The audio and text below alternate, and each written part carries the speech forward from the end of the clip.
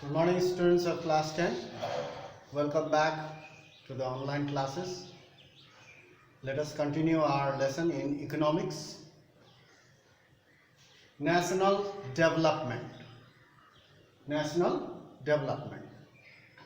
The chapter 1, it's all about development. So here this is the part, national development. So we'll talk about conflicting notions. And there are various questions. You must think, reason out, then only you can say that development has taken place or it is not developed. So you just can't say developed or underdeveloped. You just can't say it. You have to go through various questions and try to find out the answers. We'll talk about all these things now. National development. Let's see, go through, pay attention and listen carefully.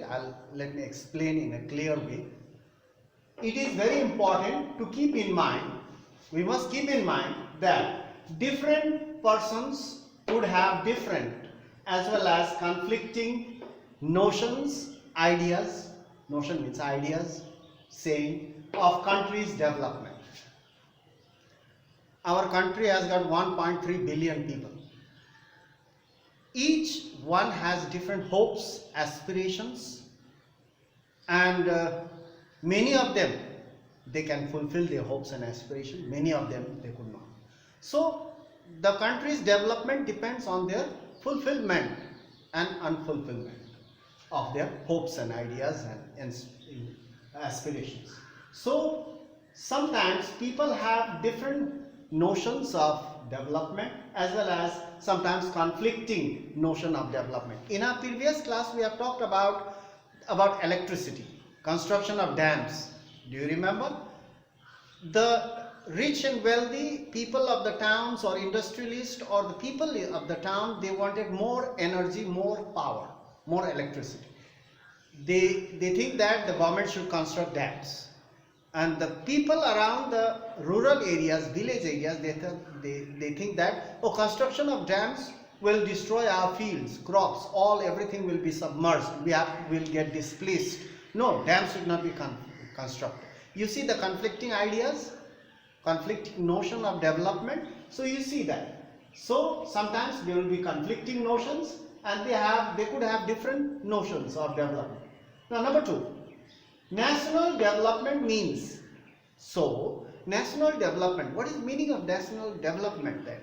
National development means thinking about these given questions. Here I've given 5 questions. You think about that. And each and every one must reason out. Can all the ideas, people have different ideas, can all the ideas be considered equally important? You think that. Let me give you the example. When you come to school, you must have the books, you must have pen, pencil, bag, dress, shoes, everything properly. You require this for education in the school. No, I must have some pocket money, 100 rupees, at least I must have. Is it necessary? Your idea is more important? While going to school, you think that, oh, I must have a pocket money so that I can have something in the breakfast time, in the break time. You see that, can all the ideas, you have this idea, can all the ideas be considered equally important to get? No, it is not. It is not important that you should have the pocket money. It is important that you should have the books when you come to school. That is more important. You consider this, which is more important? One question. So can all the ideas be considered equally important? Now you have to choose which is more important, which is necessary, which is not necessary, that people have to choose. Next, number 2. If there are conflicts, between these ideas, how does one decide? How does one decide? You must take the middle path. If you have some ideas that may hurt other people or others, so you must be considerate. You must think about other people and you act accordingly. So you see that. What would be the fair and just path for all? So the middle path.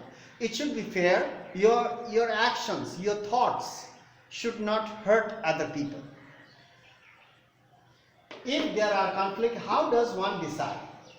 What would be the fair and just path for all the people? Your actions should benefit other people, not yourself only. Your actions may benefit yourself, but it may hurt other people. That it should not happen. So, for all this, to answer all these questions, you need a clear thinking and reasoning. Clear thinking and reasoning is very important. So you see that. Is there a better way of doing things? Yes. We do things blindly. We never think, we just do it because it has to be done. No, that is wrong. That's why people make mistakes. Why people make mistakes? Because they never think. Is there a better way of doing the same thing? Or is there a better way of thinking? What I think, is it better? Is it good? Will it benefit me as well as other people? So in this way, you need a clear thinking and reasoning is very important. But most of the people, they do not follow these things. So that's why they have a conflicting ideas about development. So is there a better way of doing things? Definitely, there are better ways of doing things. Only thing you need to use your head. Now number 5, would the idea, suppose if you have any idea, would the idea benefit a greater number of people or only a small group? Your ideas, your thought, actions should benefit large number of people, not only a small group. Your ideas, thought, actions benefits only a small number of group and it may hurt a larger number of people, then your idea is not correct. So development means these, answering these questions, then you will understand what is development of a country. So I think you have understood what I mean. Now number 3, you might ask if development can mean different things. You can see that if development means different thing to different people, how come some countries are called developed and others are undeveloped? Here is a question. If development means different things to different people, different ideas and different things to different people, how come some countries are called developed and some are underdeveloped? How come? What is the unit that we measure them? How do we measure them? So that is very important. Before we come to this, before we answer these things, let us consider another question. Consider another question. What is the question? When we compare various things, when we compare things, ideas, actions or things, whatever it is, when we compare various things, ideas, your work, they could have similarities as well as differences.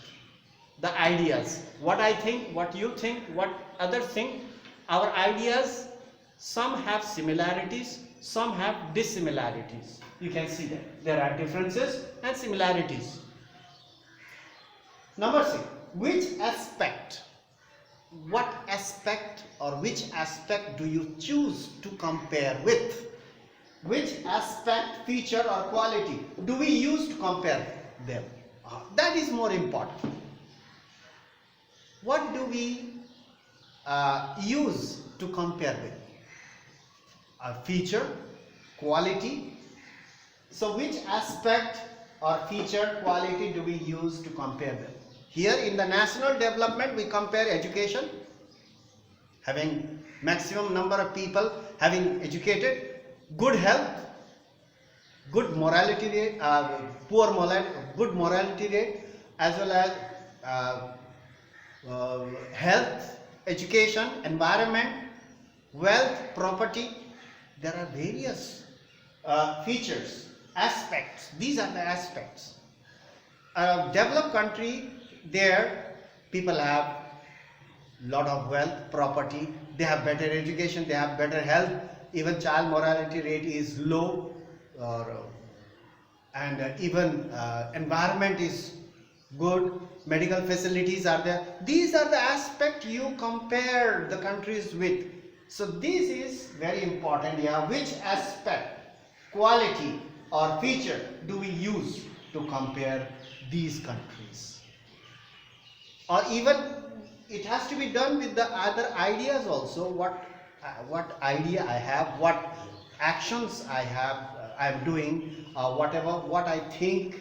So you have to compare your qualities, you have to compare your ideas, your actions, thoughts with others, and there are certain aspects. Quality. So you see that national development includes lot of thinking, reasoning, and not just thinking only, clear thinking, reasoning, and there should be something to compare. And your action, thoughts or ideas should benefit a larger number of people. So that's all for today. In our next class we'll talk about something more about development, national development, what other people think about national development, how to compare different countries or states, how to compare different people from different localities. It depends on the thinking and answering certain questions, and you should not get mixed up. You should go through one by one, and therefore that's why you need a clear reasoning. When you go through the book, you need to have the reasoning. You need to answer certain questions. You need to ask yourself certain questions, and you should try to answer those things. So it becomes very clear. So while doing your work, you use your head, not just your reading or learning. Use your head while learning. So that's more important. So now these are the points I have taken out from the books. So go through them. Go through the book carefully and do not waste your time. Time is running out. You need to learn and cover up all whatever it is there, because this is very important. So that's all for today. We'll meet in the next class, and thank you for watching the video.